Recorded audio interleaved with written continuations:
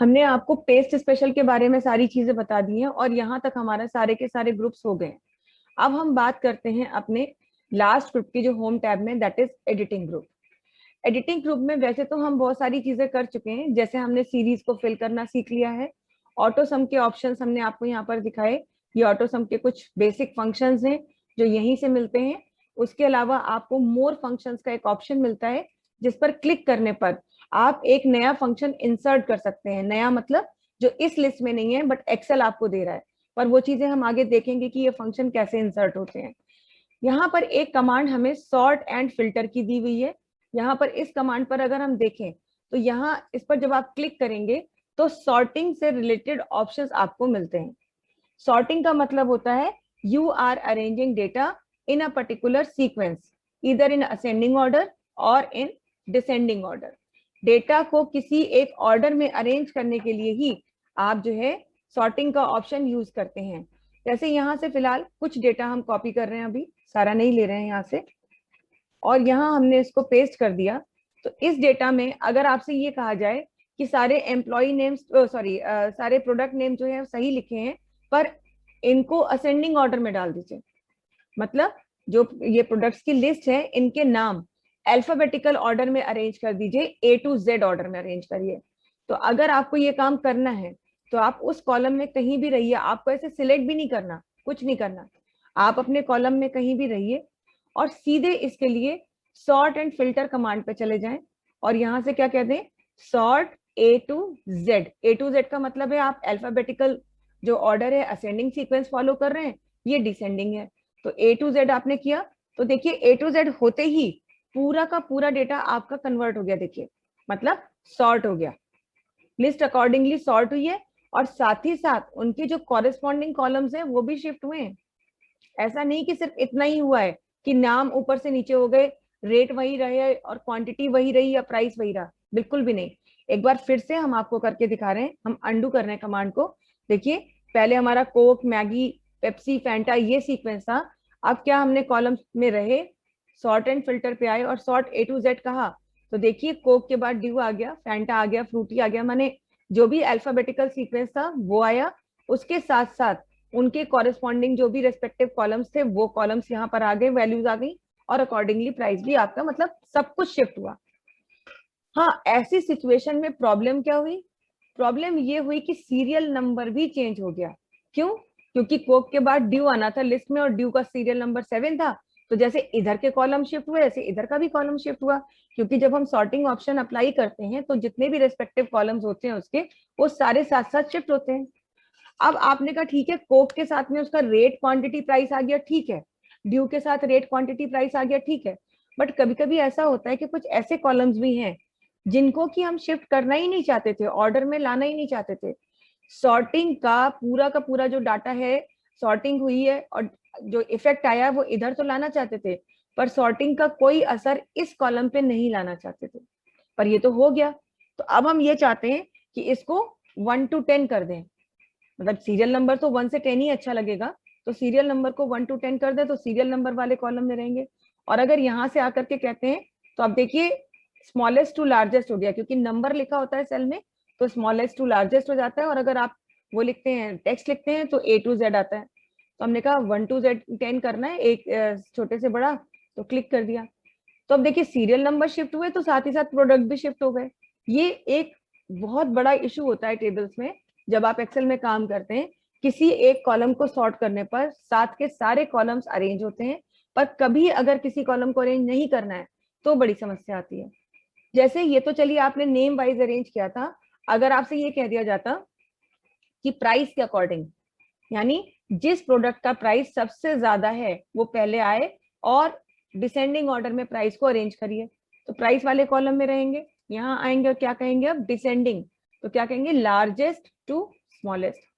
तो ये सब कुछ तो ठीक हो रहा है, चलो भाई सबसे बड़ा प्राइस आ गया उससे छोटा, और ये भी पता चल रहा है कि सबसे बड़ा प्राइस किसका है, स्लाइस का है, उससे छोटा किसका है, फ्रूटी का है, उससे छोटा किसका है, थम्स अप का है, सबसे कम प्राइस वैल्यू किसकी है, पेप्सी की है।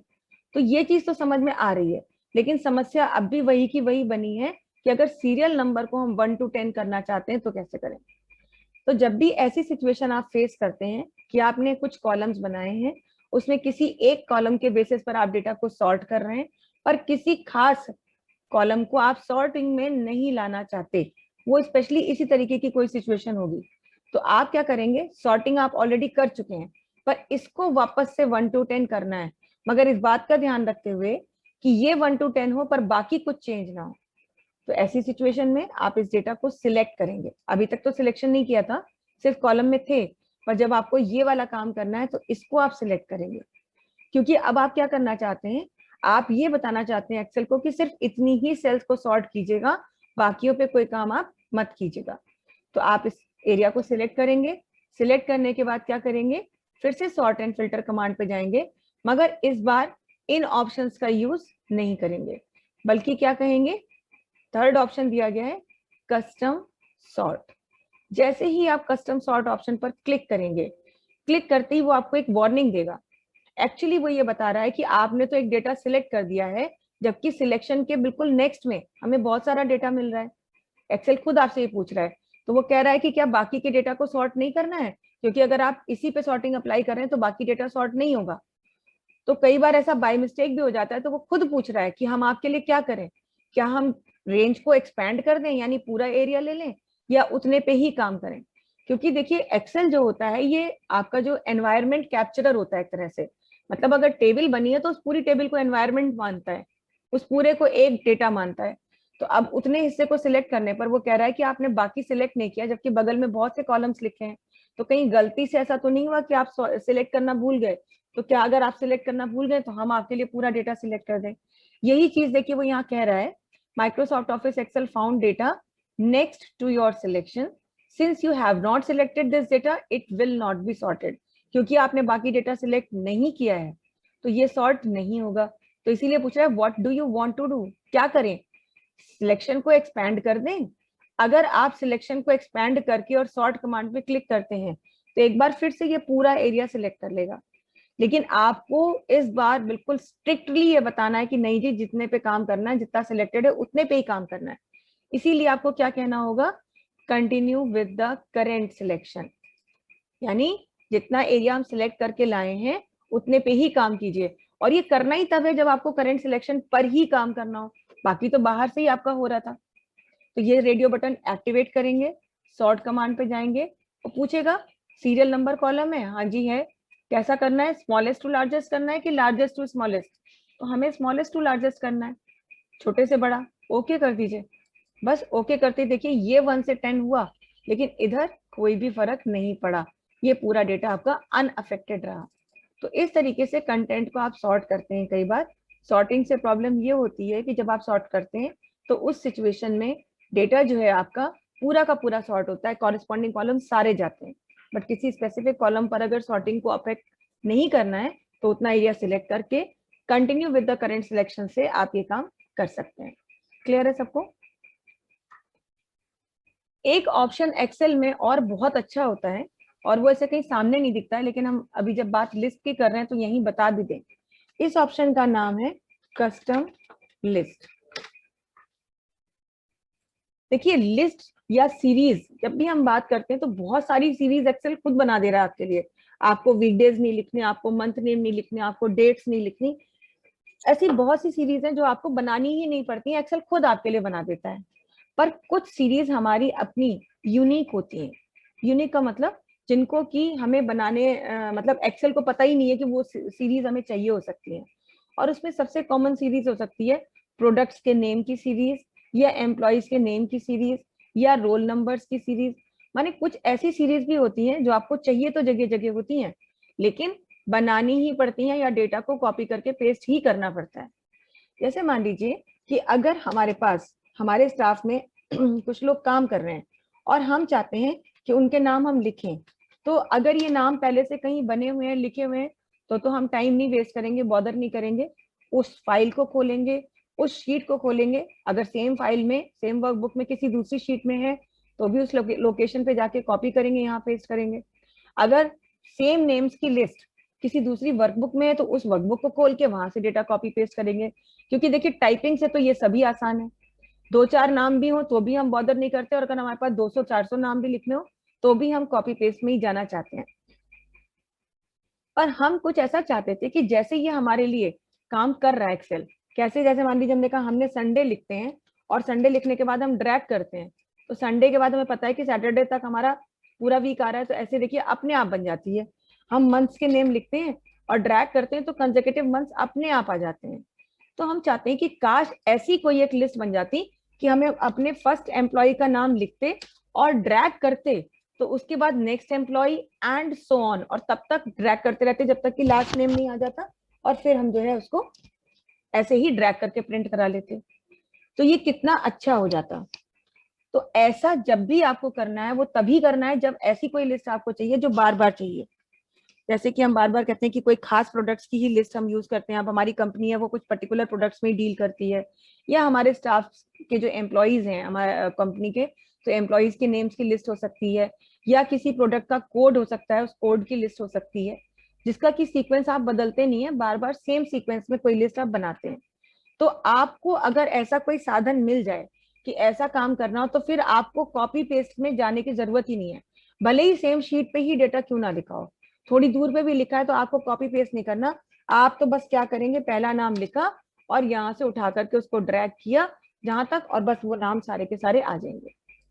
तो खुद आप सोचिए कि कितना इंटरेस्टिंग हो जाएगा काम करना, और कितना इजी और कन्वीनियंटली हम काम करेंगे विदाउट एनी बर्डन। और सबसे बड़ी बात कि दूसरों से डिफरेंट और एडवांस तरीके से कर रहे हैं। किसी को अगर आप ये दिखा दीजिए तो वो कहेगा अरे ये कैसे हो रहा है, एक्सेल को कैसे पता तुम्हारे यहाँ कितने लोग काम कर रहे हैं, एक्सेल को कैसे पता आप कौन से प्रोडक्ट्स में डील करते हैं, एक्सेल को कैसे पता आपके प्रोडक्ट्स के कोड्स क्या हैं। तो ऐसी चीज बनाने के लिए आपको एक्सेल की इंटरनल सेटिंग्स में जाके काम करना पड़ेगा। और सबसे अच्छी बात ये भी होती है इसकी कि ऐसे चेंजेस जब हम करते हैं तो वो ग्लोबल होते हैं। ग्लोबल का मतलब ये किसी एक फाइल के लिए या शीट के लिए नहीं होते हैं। आप उस सिस्टम पर जिसमें आपने ये लिस्ट प्रिपेयर की है, उस सिस्टम पर आप आप या कोई भी यूजर एक्सेल को यूज करके उस लिस्ट का एडवांटेज ले सकता है। तो ऐसी लिस्ट हम एक्सेल में बना के डाल देते हैं, और जब भी हमें उस लिस्ट की जरूरत पड़ती है उसकी फर्स्ट वैल्यू को टाइप करके, वो तो हमें टाइप करनी पड़ेगी और जाहिर सी बात है हमें ही पता होना चाहिए कि वो वैल्यू क्या है, तो टाइप करके ड्रैग करके वो लिस्ट ऑटोमेटिकली हमारे लिए जनरेट हो जाती है, जैसे बाकी किसी चीज की लिस्ट आप जनरेट करते हैं। तो ऐसी लिस्ट को हम कस्टम लिस्ट कहते हैं। कस्टम लिस्ट को ऑफ कोर्स हम ही को कस्टमाइज करना है। तो हम कैसे कस्टमाइज करेंगे एक लिस्ट?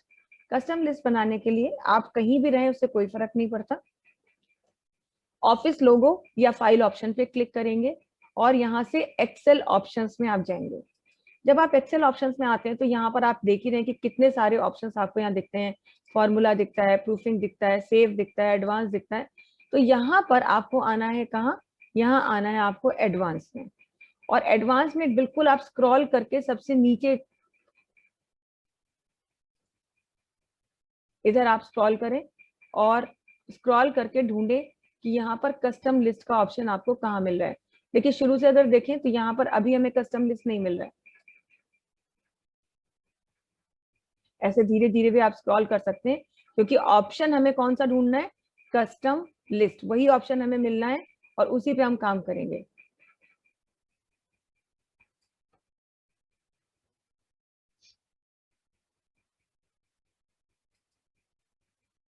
ऑफिस 2007 में आपको पॉपुलर में मिलेगा, और 2007 के बाद जब 10 पे आप जाएंगे तो एडवांस में मिलता है ये ऑप्शन। ठीक है, तो फिलहाल हम क्योंकि ये 2007 वर्जन यूज कर रहे हैं तो पॉपुलर में ही रहेंगे। और वहां भी देखिए आपको ऐसे ही लिखा दिखेगा, एडिट कस्टम लिस्ट। आप इधर से एडवांस पे जाइएगा, स्क्रॉल करके बिल्कुल नीचे चले जाइएगा, तो वहां पर आपको एक कमांड मिलेगी, एक बटन मिलेगा, उस पर लिखा होगा एडिट कस्टम लिस्ट। इस पर आप क्लिक करेंगे तो क्लिक करने पर देखिए पहले से बनी हुई लिस्ट दिख रही है। पहले से देखिए ये सेव्ड है, तभी तो संडे लिखिए या SUN लिखिए वो पूरी लिस्ट लेता है, क्योंकि ऐसी लिस्ट बनी हुई है। अब आपको क्या करना है, आपको अपने पसंद की एक लिस्ट बनानी है। तो लिस्ट की एंट्रीज आप यहाँ करेंगे, लिस्ट एंट्रीज जहाँ लिखा है यहाँ पर, और आप नाम डाल दीजिए। तो हमने मान लीजिए 10 लोगों के नाम डाल दिए।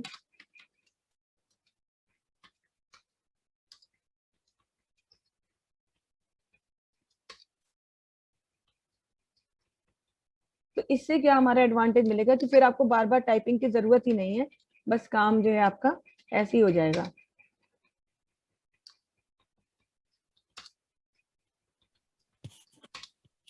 मैम हैंग हो गया है। भी मैं 1 मिनट। किसी को नहीं स्क्रीन दिख रही है ये? मैम No, दिख रही ma'am. है कांस्टेंट ma'am. हो। मैम दिख नहीं रही है। नो मैम, नहीं दिख रही है।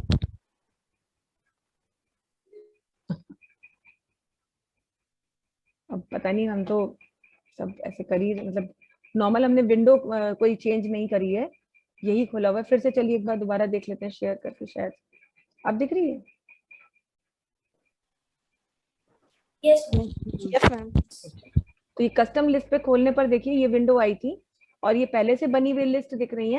आपको जो लिस्ट बनानी है वो लिस्ट एंट्रीज बॉक्स के अंदर ऐसे आप लिखते चले जाएंगे जितने भी लोग हैं, है ना। ऐसे यहाँ से आप अपनी लिस्ट प्रिपेयर कर लेंगे, जितने भी लोगों की लिस्ट है या प्रोडक्ट्स की लिस्ट है या कोड्स की लिस्ट है, जो कुछ भी है। और जब सारी एंट्री हो जाए तो बस आपको ये ध्यान रखना है कि पहला नाम क्या है और लास्ट, भाई अब वो तो ऑब्वियसली आपको पता भी रहेगा कि कैसे क्या काम हो रहा है। तो मान लीजिए हमने कहा पहला जो नेम हमने लिखा है वो अमन है और लिस्ट का लास्ट नेम जो है गगन है। तो खैर ये सिर्फ ध्यान रखने के लिए, बाकी कुछ नहीं करना है। ये लिस्ट बन गई है, अब क्या करेंगे, अब हम यहाँ से कहेंगे ऐड। जैसे हम ऐड कहेंगे तो ये देखिए लिस्ट आपकी यहाँ पर आ गई, उन्हीं लिस्ट में ऐड हो गई जो कस्टम लिस्ट पहले से बनी हुई है। बस इतना करके आप क्या कहेंगे, ओके, और यहाँ से कहेंगे ओके। अब आपको कहीं भी लिस्ट चाहिए, आपको लिखना है EMP नेम, है ना। और आपको क्या पता है, फर्स्ट एम्प्लॉय अमन, आप सिलेक्ट करिए और ड्रैग कर दीजिए जहां तक भी आपको देना है। कहीं भी इस शीट में, किसी दूसरी वर्कशीट में, किसी दूसरी फाइल में, कहीं भी आप रहेंगे, इतनी आसानी से आप लिस्ट को कस्टम करके डाल सकते हैं। और जब भी जरूरत है तो उस कस्टम लिस्ट का फर्स्ट वैल्यू टाइप करके अगर आप ड्रैग करते हैं तो ऑटोमेटिकली ये पूरी लिस्ट आपकी आ जाती है। सबको क्लियर है ये चीज?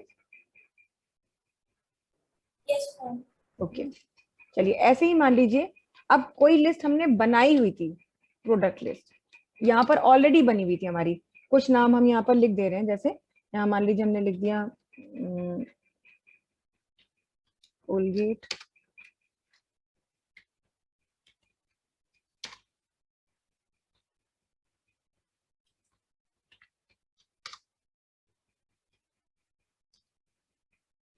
और कौन सा टूथपेस्ट होता है,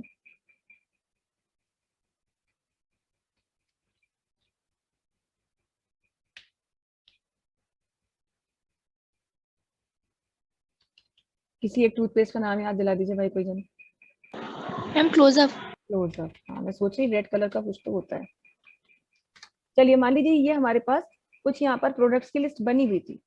अब ऐसे ही लिस्ट हमको बनानी थी, हम चाहते थे कस्टमाइज हो जाए कि हम कोलगेट लिख करके ड्रैग करें और क्लोजअप तक आ जाए। ये 4 नाम है, हो सकता है ये बहुत से नाम होते हैं। ये लिस्ट हम पहले कहीं अपनी शीट में बना के आ गए थे, शीट में, उसी फाइल में, ध्यान रखिएगा। तो अगर आपको किसी बनी बनाई लिस्ट से कस्टम करनी है, ये थोड़ी ना कि अगर आप एक लिस्ट पहले बना चुके हैं तो अब नए सिरे से वहां क्यों टाइप करेंगे। कुछ ऐसा करेंगे कि यहीं से ये लिस्ट हम पिक कर लेंगे।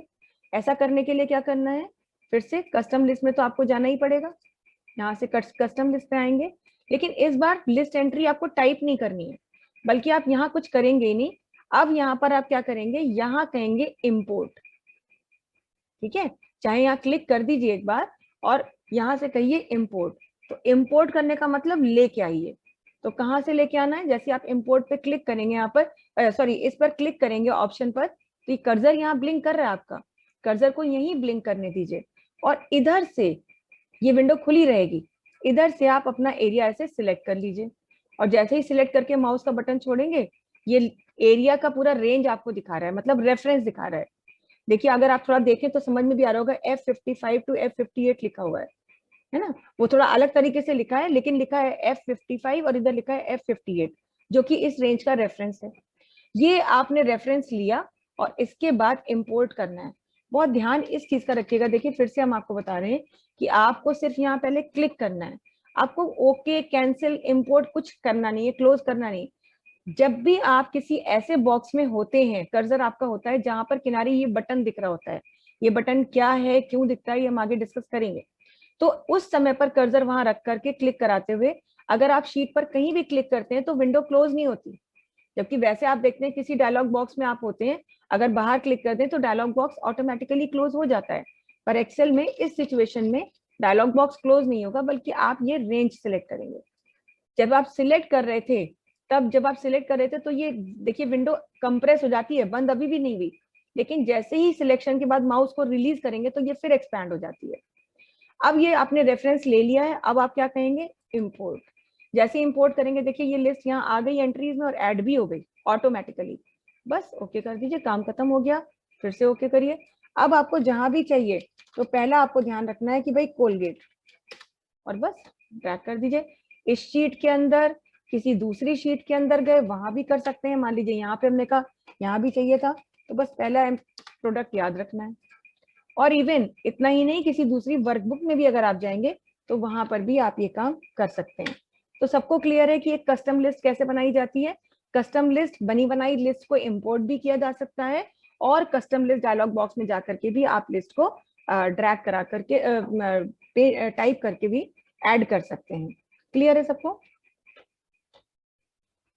अगला जो हम अब अपना कमांड करने जा रहे हैं, देखिए यहाँ तक तो हमने चीजें करी थी, कंडीशनल फॉर्मेटिंग हमारी पूरी हो गई थी और उसमें काफी डिटेल में हमने सारी चीजें सीखी हैं। प्रसेनजीत एक बार आप कल का वीडियो जरूर विजिट कीजिएगा, उसमें कंडीशनल फॉर्मेटिंग में एक स्पेशल तरीके से कंडीशनल मतलब कस्टमाइज्ड कंडीशनल फॉर्मेटिंग भी बताई है, तो वो आप एक बार देख लीजिएगा, maybe it might be helpful to you. ठीक है, तो कंडीशनल फॉर्मेटिंग के बाद में नेक्स्ट ऑप्शन है फॉर्मेट एज टेबल। देखिए फॉर्मेट के लिए इतना साधन यहाँ मिल रहा है और मनगढ़ंत तरीके से आप फॉर्मेटिंग करते हैं, जबकि बार बार हम कहते हैं कि फॉर्मेटिंग की कोई खास जरूरत भी नहीं है।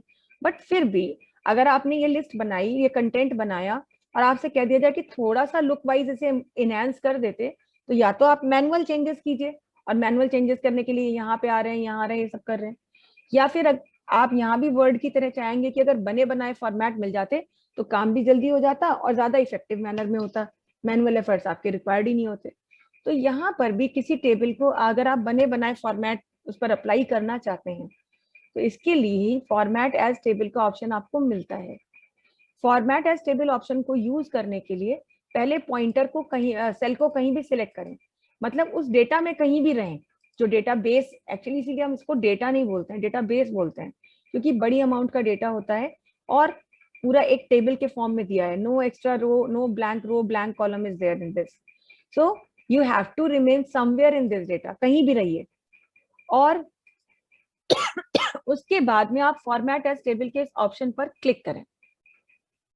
रहना इसलिए जरूरी है क्योंकि जब हम इस पर क्लिक करते हैं और कोई भी एक फॉर्मेट यहाँ से सिलेक्ट करते हैं, देखिए इतने सारे रेडीमेड फॉर्मेट्स हैं, जो आपको फॉर्मेट पसंद हो वो फॉर्मेट आप सिलेक्ट कर सकते हैं। तो आपने कहा मान लीजिए हम ये फॉर्मेट लेना चाहते हैं, तो जैसे ही आप फॉर्मेट पर क्लिक करते हैं तो वो आपको देखिए अपने आप पूरी रेंज ले ली।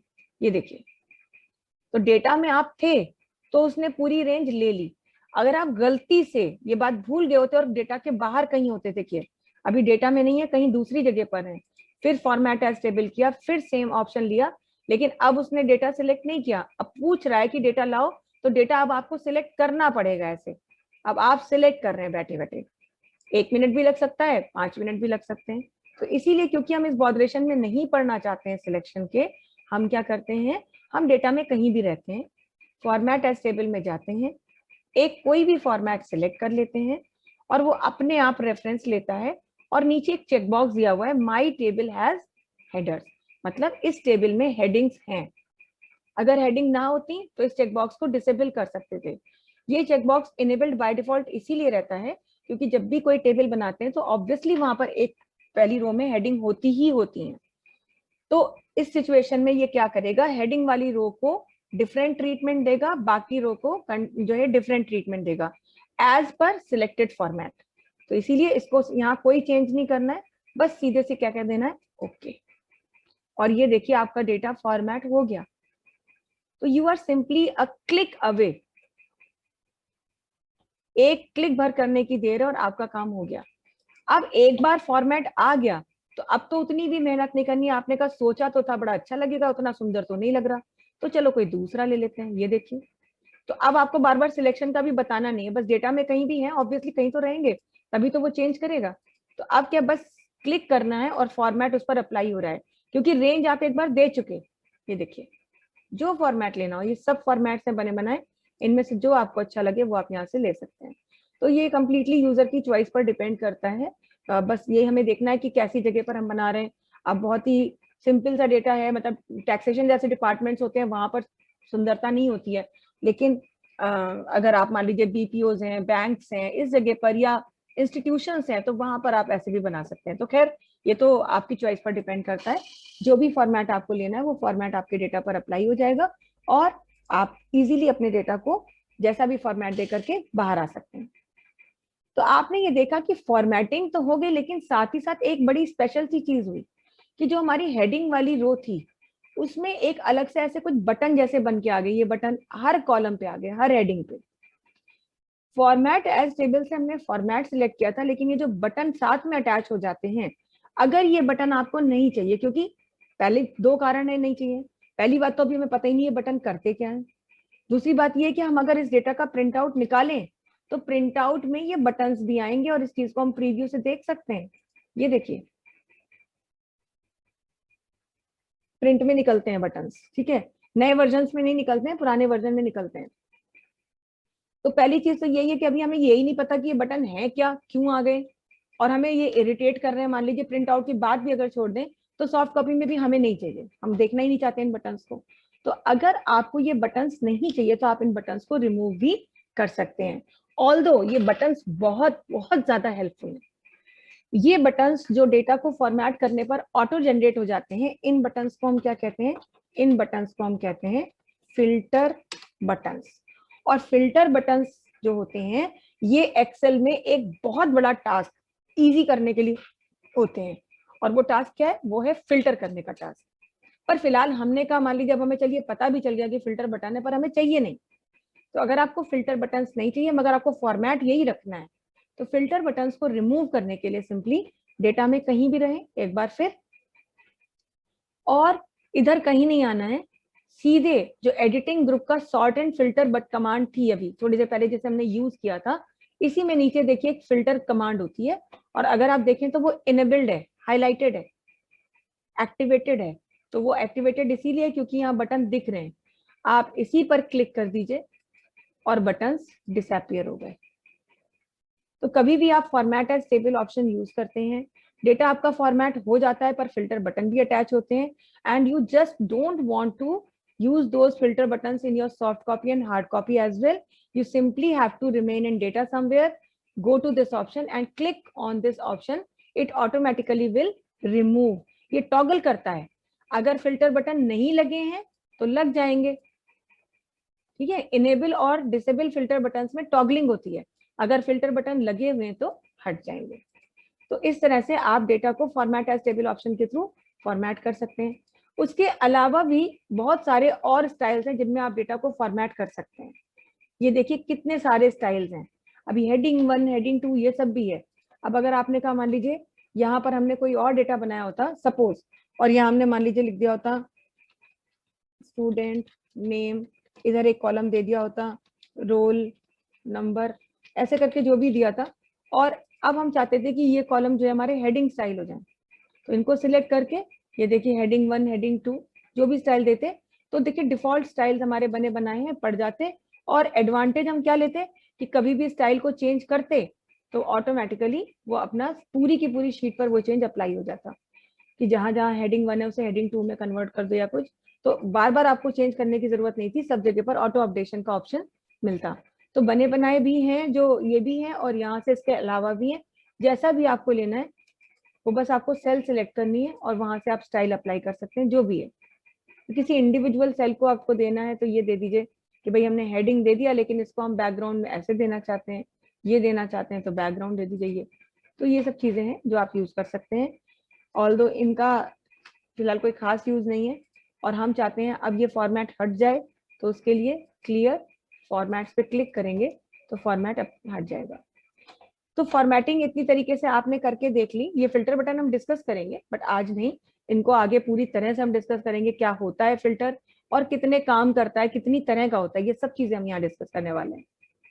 नेक्स्ट फिर हमने यहाँ पर इंसर्ट करना सीख ही लिया है कि एक नई रो इंसर्ट करनी हो, नया कॉलम इंसर्ट करना हो या सेल इंसर्ट करनी है, हर सिचुएशन में आप इंसर्ट के इन ऑप्शंस का तो यूज कर ही सकते हैं। उसके अलावा आपको पता ही है कि इन सब के लिए कंट्रोल के साथ प्लस वाली की प्रेस करने पर भी रो कॉलम सेल इंसर्ट करने का डायलॉग बॉक्स आपके सामने ओपन हो जाता है। जैसे मान लीजिए यहाँ पर हमने कुछ नाम लिखे, अपने वही नाम ले लेते हैं, यही लिस्ट ले लेते हैं। ये पूरी लिस्ट हमने बना दी। अब वैसे तो हमें यही रखनी थी, लेकिन इस सिचुएशन में फिलहाल यहाँ के लिए हम ये चाहते थे कि अदिति और ईशान के बीच में एक नया नाम और ऐड करना है, अदिति और ईशान के बीच में। तो या तो हम क्या करें कि ईशान के से डेटा को नीचे खींचें और मतलब एक रो इंसर्ट कर सकते हैं। पहला दिमाग में ख्याल आता है ईशान से पहले एक रो इंसर्ट कर लीजिए, तो कंट्रोल के साथ प्लस कीजिए और रो कह दीजिए।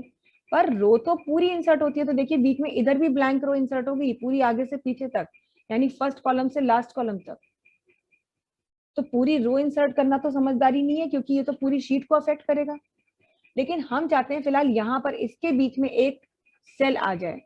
तो जब भी आपको सेल इंसर्ट करनी होती है तो उन दोनों सेल्स में से किसी एक जगह रहें जिसके नीचे सेल चाहिए या जिसके ऊपर सेल चाहिए।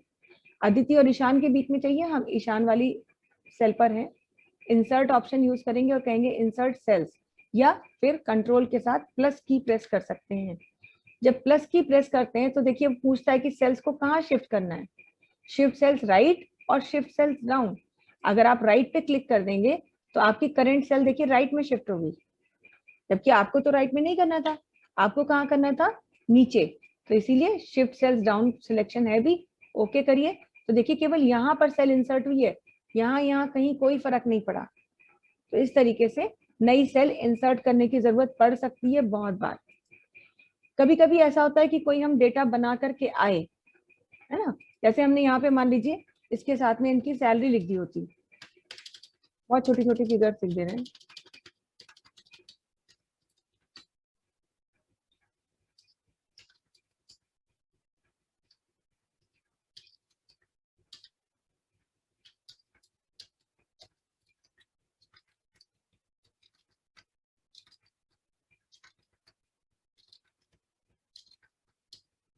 अब यहाँ पर जब आप डेटा फीड कर रहे थे तो आपने देखा यहाँ पर कि एक सेल हमसे गलती से छूट गई,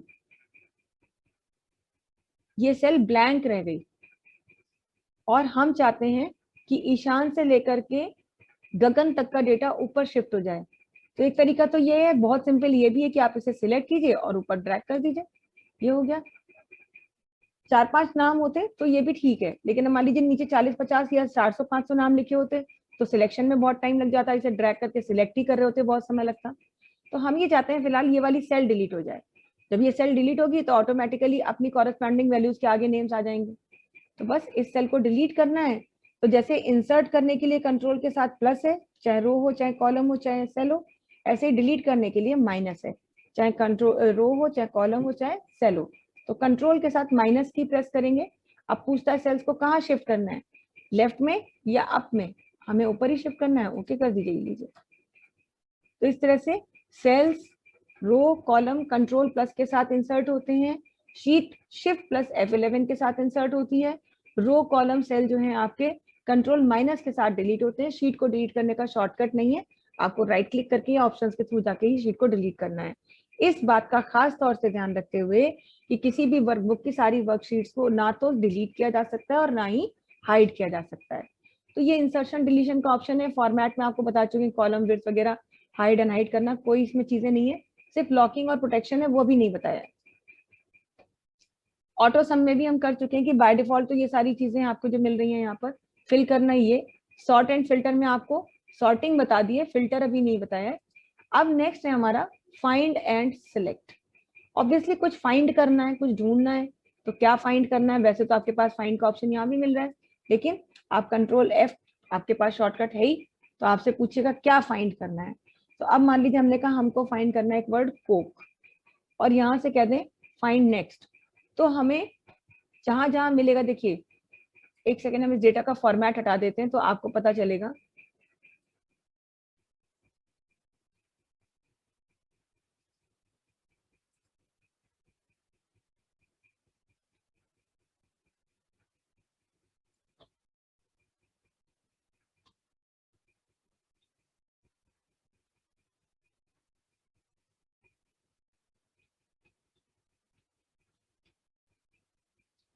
अब हमें फाइंड करना है, कंट्रोल F, हमने कहा कोक, तो फाइंड नेक्स्ट करते हुए तो 1 बाय 1 हम अपनी शीट में फाइंड कर सकते हैं। करंट शीट में ढूंढ के बता रहा है कि कोक कहाँ कहाँ लिखा है, तो ऐसे हर बार फाइंड नेक्स्ट करने पर ढूंढ रहा है और फिर ऊपर से बार बार ढूंढ रहा है। ये देखिए, जनवरी से ढूंढता ढूंढता दिसंबर तक आया और फिर जैसे ही दिसंबर में पहुंचा फिर जनवरी पे आ गया। तो इस तरह से आप ढूंढ सकते हैं, लेकिन ऐसे ढूंढना नहीं चाहते थे, आप एक बार में देखना चाहते थे कि कहाँ कहाँ लिखा है, एक बार में बताइए ढूंढ करके। तो अगर आपको ये देखना है तो इसके लिए फाइंड नेक्स्ट पे क्लिक ना करके फाइंड ऑल पे क्लिक कर देना था। जैसे ही फाइंड ऑल पे क्लिक करेंगे, देखिए वो बता रहा है कहाँ मिला, 12 सेल्स फाउंड, यानी कि 12 जगह पर लिखा हुआ है। और अगर आप ऐसे एक्सपैंड कर लें तो वो 12 जगह कौन कौन सी हैं, ये फाइल का नाम है, ये शीट का नाम है, ये सेल का एड्रेस है और वैल्यू।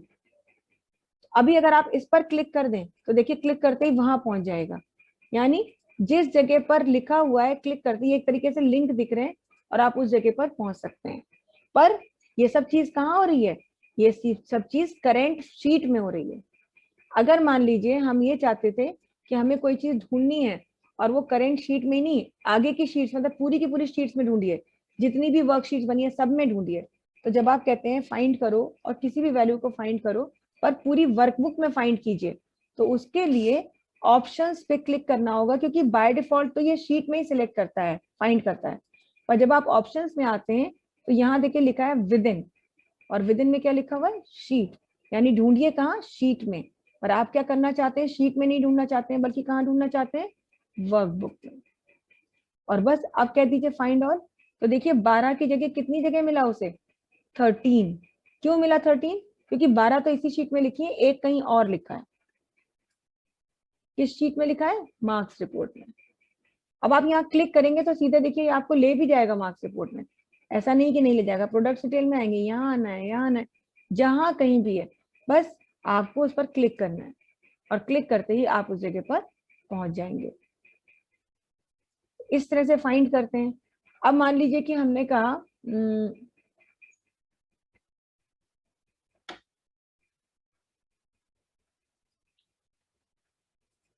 हमने कहा कि जहां जहां पर स्प्राइट लिखा है, स्लाइस लिखा है, okay.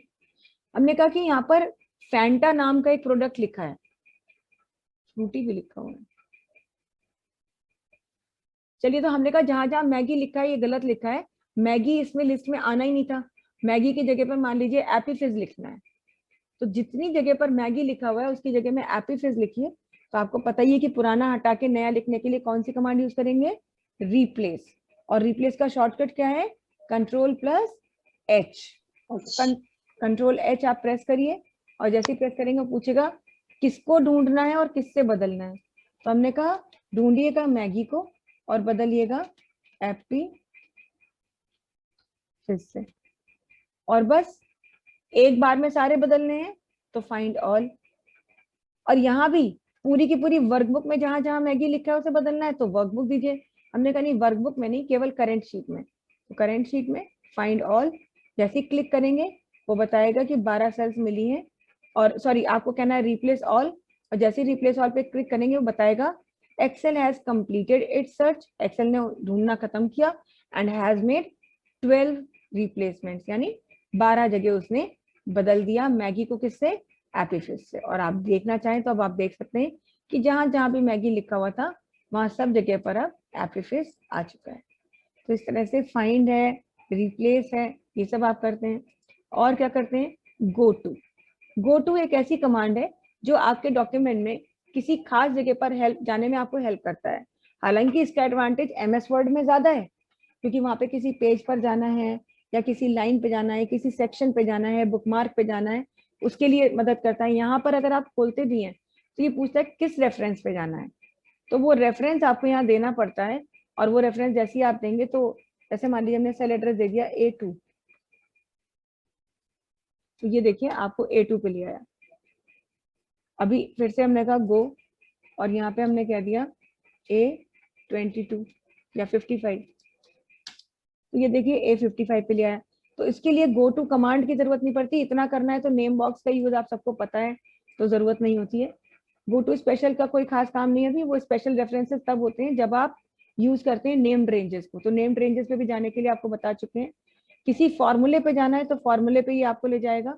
करंट शीट में जितने भी फॉर्मूले हैं 1 बाय 1 आपको ले जाएगा। कोई कमेंट यदि इंसर्ट किया तो कमेंट पे ले जाएगा। यदि कोई कंडीशनल फॉर्मेटिंग की है तो उस जगह पर आपको ले जाएगा।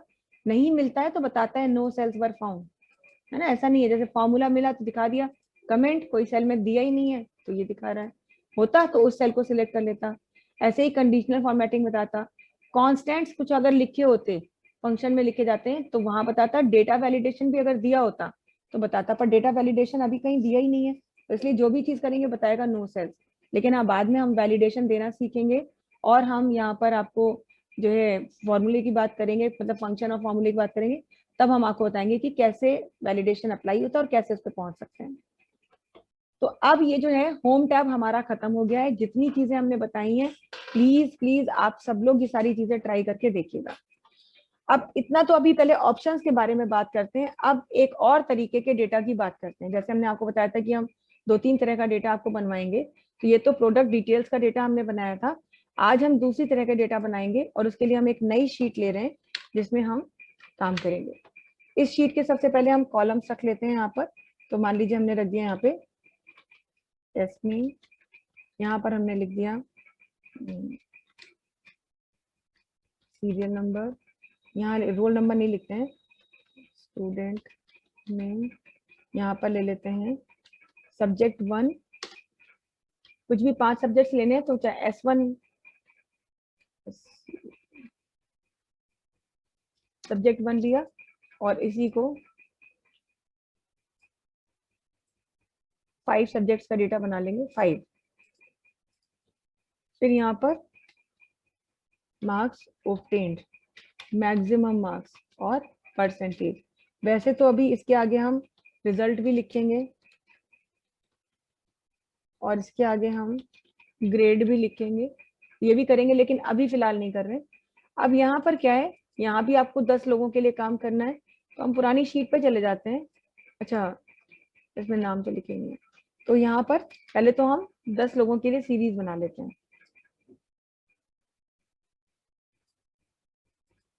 और लिस्ट तो हम बना के आए हैं, वही नाम भैया ड्रैग कर लेंगे हम।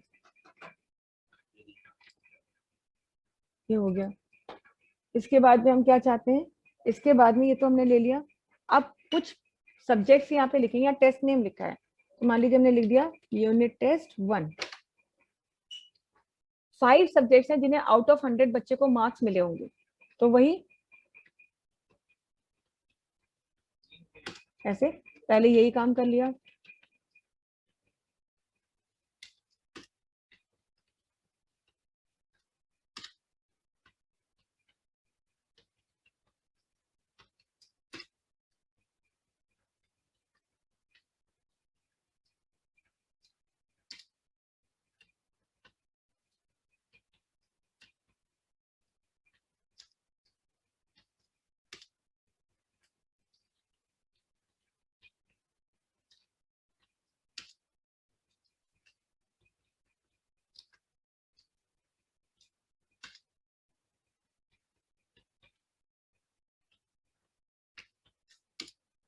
ये हमने यहाँ पर कुछ बच्चों के लिए डेटा बना दिया है। अब आपको क्या करना है, यहाँ पर मार्क्स ऑब्टेन निकालना है। कोई बता सकता है मार्क्स ऑब्टेन सबसे आसान तरीके से कैसे निकाल सकते हैं? ये एरिया सिलेक्ट कर दिया, क्या ऐसा करें कि एक बार में मार्क्स ऑब्टेन आ जाए? मार्क्स ऑब्टेन मतलब टोटल निकालना है कि टोटल कितने मार्क्स मिले। मैम ऑटो सम में क्लिक कर देंगे। ऑटो सम पे क्लिक कर देंगे तो आपको टोटल मिल जाएगा। और कोई तरीका? अर्पिता बताइए।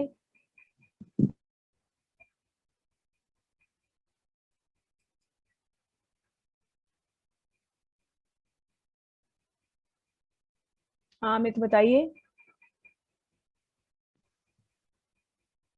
अब ऊपर ऑटो सम मैम पे क्लिक कर देंगे। सेलेक्ट कर लेंगे वो, हाँ फिर वो ड्रैग करके हो जाएगा मैम। फॉर्मूला लिख के भी हो जाता है।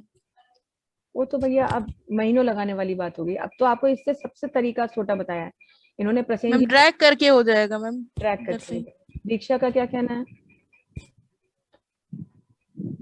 बताओ।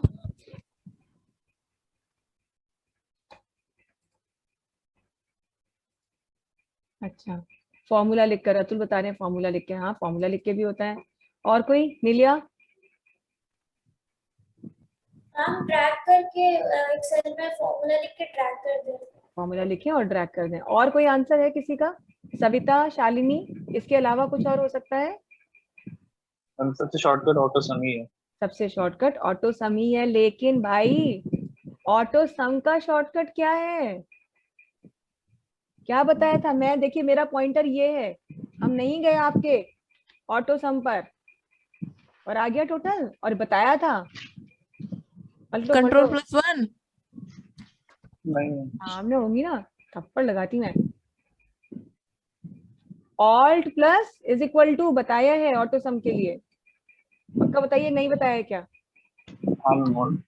ऑल्ट इक्वल्स टू बताया है ना, ऑटो सम है, नो डाउट। आप ऑटो सम पे क्लिक करिए, ऑटो सम क्लिक करते ही आपका डेटा आ जाता है, लेकिन हम जाना ही नहीं चाहते। तो देखिए हमने क्या किया, हम फिर से डिलीट कर रहे हैं। सिर्फ हमने एक बार रेंज सिलेक्ट की, ऑल्ट के साथ इक्वल्स टू प्रेस किया और आपका टोटल आ गया। और ऑल्ट इक्वल्स टू की यही तो चार में उसकी ब्यूटी है, यहाँ पे रखा, इधर रखा, ऑल्ट इज इक्वल टू कर दीजिए, ये देखिए टोटल आ गया। अपने से ऊपर लिखी वैल्यूज को भी ऐड कर देता है, अपने से लिखी लेफ्ट में लिखी वैल्यूज को भी ऐड करता है। बस जो ध्यान रखना है ऑटो सम का वो ये कि सारी वैल्यू ऐड करता है। इससे पहले ये 417 कैसे मिला है, ये सारी ऐड हुई है। तो जब भी आपको किसी जगह पर अपने से उस सेल से पहले लिखी सभी वैल्यूज को ऐड करना है, ऑल्ट इज इक्वल टू सिर्फ ऐड करने के लिए होता है, ऑटो सम में भी ऐड के लिए है ना। तो बस आपको उसके लिए ऑल्ट इज इक्वल टू भी यूज करना है। बाकी ऑटो सम पे क्लिक करके फॉर्मूला लिख के ड्रैग करके सब तरीके आपके सही है, गलत किसी का नहीं है।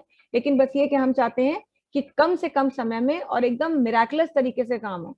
आदमी सामने वाला आंख झपके और कहे अरे ये कैसे हो गया, तो बस वो काम आपको करना है। खैर ये हो गया। अब मैक्सिमम मार्क्स तो सभी को पता है कि इसमें 5 सब्जेक्ट हैं तो 500 में से मिलेंगे। एक बार लिखा, चाहे तो ड्रैग कर दीजिए, चाहे सिलेक्ट करके कंट्रोल डी प्रेस कर दीजिए। अब आपको निकालनी है परसेंटेज। परसेंटेज कैसे निकलेगी? जाहिर सी बात है, कैलकुलेशन करनी है तो इज इक्वल टू के साइन से ही शुरू होगा। और परसेंटेज जैसे हम लोग अपने मार्क्स की निकालते हैं कि भाई जितने नंबर मिले अपॉन जितने में से मिले इनटू 100, तो वही काम यहाँ कर देंगे, इज इक्वल टू तो कर ही दिया है ना। हाँ, marks obtained upon maximum marks into 100। Very good Atul. तो कितने मिले हैं मार्क्स इस बच्चे को? ये मिले। इस बात का ध्यान रखेंगे कि अब फॉर्मूले में कभी भी आपको वैल्यू नहीं लिखनी है, आपको तो सेल सिलेक्ट करना है। मैक्सिमम मार्क्स अपॉन के लिए ऑब्लिक का साइन, टोटल मार्क्स इनटू 100। और ये देखिए परसेंटेज आ गई एकदम बिंदास। आपको उसके बाद डेसिमल के 2 प्लेसेस तक चाहिए तो डेसिमल प्लेसेस आप यहाँ से इंक्रीज कर सकते हैं। ये देखिए एकदम, और एक की निकली बाकियों की आ गई। सोचना भी नहीं पड़ा, सबकी परसेंटेज बिल्कुल 110% एक्यूरेट, 0.01% की वैल्यू का भी डिफरेंस नहीं है, एकदम सही बिल्कुल आपने परसेंटेज निकाल ली। तो इस तरीके से आप परसेंटेज निकाल लेते हैं। खैर अब परसेंटेज के साथ थोड़ी सी एक समस्या ये है कि जब हम किसी से बोलते हैं कि भाई हमारी इतनी परसेंटेज, जैसे हम कहते हैं हमारी परसेंटेज 83.40 है, तो लिखते समय हम उसको ऐसे लिखते हैं। हमेशा आपने देखा होगा कि जब भी कहीं परसेंटेज लिखी जाती है तो वो ऐसे लिखी जाती है, क्योंकि इसको अगर आप ऐसे लिखते हैं तो ये जरूरी नहीं है कि सामने वाला उसे एज परसेंट कंसिडर करे, लेकिन कोई वैल्यू अगर खाली भी लिखी है और ये लिखा है तो वो समझ जाएगा इतना परसेंट। तो परसेंटेज जब भी आपको लिखना होता है तो ये फॉर्मेट आपको फॉलो करना होता है। हालांकि अगर आप देखें तो परसेंटेज का फॉर्मेट यहाँ मिल भी रहा और हमने आपको देखो इसके बारे में बताया भी था, लेकिन समस्या ये है कि अगर हम चाहते हैं कि परसेंट स्टाइल को यहाँ भी सिलेक्ट करें और अप्लाई कर दें, तो परसेंट स्टाइल का ये बटन है, क्लिक करेंगे तो परसेंटेज आ जाएगी। तो ये देखिए परसेंटेज आ भी गई, लेकिन वैल्यूज चेंज हो गई। जो वैल्यू 83.40 थी वो 8340 हो गई, 6200 हो गई। क्यों हो गई? क्योंकि जब हमने परसेंटेज पहले पूरी निकाल ली थी और उसके बाद परसेंट स्टाइल पे क्लिक किया था, तो एक्चुअली ये परसेंट स्टाइल दो काम करता है। पहला, परसेंटेज का सिंबल तो अटैच करता ही है, वैल्यू को 100 से मल्टीप्लाई भी कर देता है। और वैल्यू हम क्योंकि पहले से 100 से मल्टीप्लाई करके आ चुके थे तो वो और एक बार मल्टीप्लाई हो गई। तो इसीलिए जब आपको ये काम करना है तो आप इसको कभी भी ऐसे मत करें, मतलब 100 से मल्टीप्लाई वाले काम मत करें। क्या करेंगे? Is equal to this oblique this, बस। वैसे तो आप इनटू 100 भी करते, लेकिन अब आपको नहीं करना है। एंटर करिए, ये वैल्यू आ गई और इसके लिए परसेंट स्टाइल पर क्लिक कर सकते हैं, या फिर आपके पास एक शॉर्टकट भी होता है, अप्लाई परसेंट स्टाइल। सेल को सिलेक्ट करेंगे और सेल को सिलेक्ट करने के बाद क्या प्रेस कर सकते हैं, प्रेस कर सकते हैं कंट्रोल प्लस परसेंट। तो कंट्रोल के साथ शिफ्ट भी दबाना पड़ेगा क्योंकि परसेंटेज बनाने के लिए शिफ्ट दबाना पड़ता है। तो बस ये सेल सिलेक्ट की है, कंट्रोल शिफ्ट के साथ परसेंटेज का सिंबल प्रेस करिए कीबोर्ड से, डेसिमल वैल्यू इंक्रीज कीजिए और ड्रैग कर दीजिए। तो इस तरह से आप परसेंट स्टाइल अप्लाई कर सकते हैं। कंट्रोल प्लस शिफ्ट लिख लीजिए आप लोग, नहीं तो कंफ्यूज होंगे कि ये शिफ्ट भी बता रखा है। तो कंट्रोल शिफ्ट के साथ परसेंटेज वाली की प्रेस करेंगे कीबोर्ड से, तो सिलेक्टेड सेल्स पर परसेंट स्टाइल अप्लाई हो जाएगा। तो खैर ये तो हमने आपको एक जगह का बनाया, अभी रिजल्ट और ग्रेड की कोई बात नहीं होगी, फिलहाल इतना ही है। इधर यूनिट टेस्ट 1 के ही नंबर थे, तो ये यूनिट टेस्ट 1 हो गया। अब आपको यही काम कॉपी कर लेना है और पूरे साल में मान लीजिए हमारे, ओह 1 सेकेंड, ये यूनिट टेस्ट 1 था,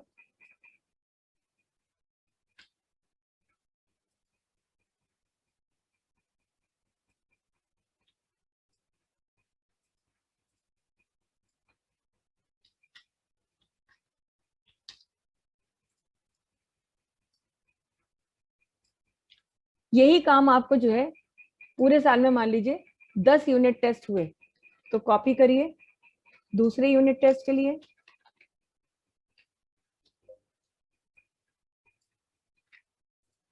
तीसरे यूनिट टेस्ट के लिए, चौथे यूनिट टेस्ट के लिए, पांचवें यूनिट टेस्ट के लिए, 6th यूनिट टेस्ट के लिए, 7th यूनिट टेस्ट के लिए, 8th यूनिट टेस्ट के लिए, 9th के लिए और 10th के लिए। क्यों? क्योंकि सीरियल नंबर और बच्चों के नाम तो वही रहेंगे। अब क्या है, यहां से लिखना है फिर यूनिट टेस्ट 2, कहां से कहां तक, यहां से यहां तक, कंट्रोल डी, फिर यूनिट टेस्ट 3, फिर सिलेक्ट कीजिए कंट्रोल डी, ये 3 है, कंफ्यूज मत होइएगा, फिर यूनिट टेस्ट 4, और ऐसे पूरे देखिए अगर आपको जो है थोड़ा सा वो लग रहा है कि हम इतना नहीं करना चाहते हैं, तो आप 5-6 यूनिट टेस्ट का बना लीजिए, ना बनाइए 10 यूनिट टेस्ट का, मगर इस तरह का बनाना है आपको। अब क्या है, अब ये तो आपने जितने भी यूनिट टेस्ट के लिए ड्रैग किया है डेटा लेके आए, वहां तक के लिए आपको एक ही वैल्यू, कैलकुलेशन है, सेम कॉपी हो जाएगी। ये वैल्यू 500 में से सभी को मार्क्स मिल रहे हैं, तो 500 भी सबके लिए कॉमन रहेगा, और परसेंटेज भी एक ही तरीके से सबकी कैलकुलेट हो रही। तो इधर तो कोई काम आपको करना ही नहीं है, बस काम कहाँ करना है, काम करना है आपको केवल 5 डिफरेंट कॉलम्स में ये मार्क्स के, तो ये दे दीजिए बस आप।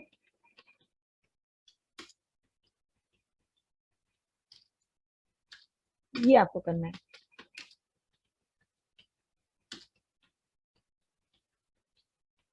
इधर देखिए, इधर मार्क्स पढ़ना शुरू होते हैं, ये देखिए और इधर टोटल भी होना शुरू हो जाता है, परसेंटेज भी निकलना शुरू हो जाती है। जैसे जैसे वैल्यूज हम डालते जाते हैं वैसे वैसे आपकी परसेंटेज और ये इंक्रीज होती है।